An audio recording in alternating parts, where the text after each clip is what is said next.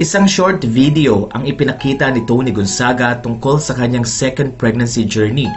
Doon ay kinuwento ni Tony ang kanyang pinagdaanan na talaga namang hindi biro. Maraming mga netizens at kaibigang artista ang nagbigay ng kanilang congratulatory messages at ang iba naman ay hindi napigilang maiyak sa video na napanood. Isa na nga si Mariel Padilla na nagsabing hindi niya napigilang tumulo ang luha.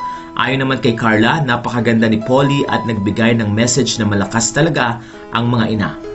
Sinabi ni Bianca Gonzalez ang ganito, masaya siyang makita na patuloy na lumalaki ang pamilya ng kaibigang si Tony Gonzaga.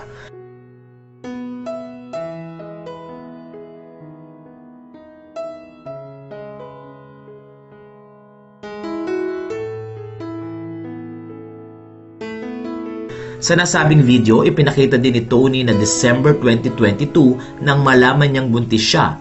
Sa pamamagitan ng pregnancy test ay na-confirm ang kanyang second pregnancy noong December 5, 2022.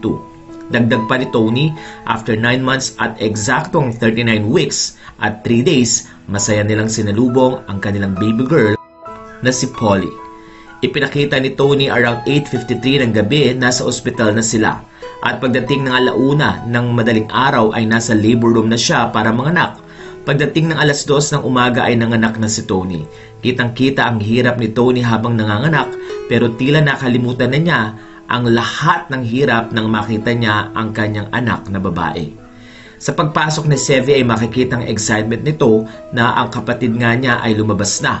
Hinawakan din ni Sevi si Polly habang pinapaalala ni Direk Paul kay Sevi na hawak-hawak niya ang kanyang punsong kapatid.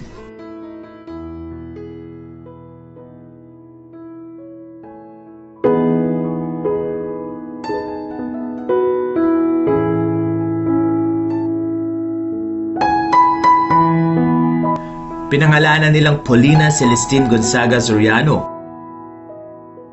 At narito naman ang pagbati ng mga netizens.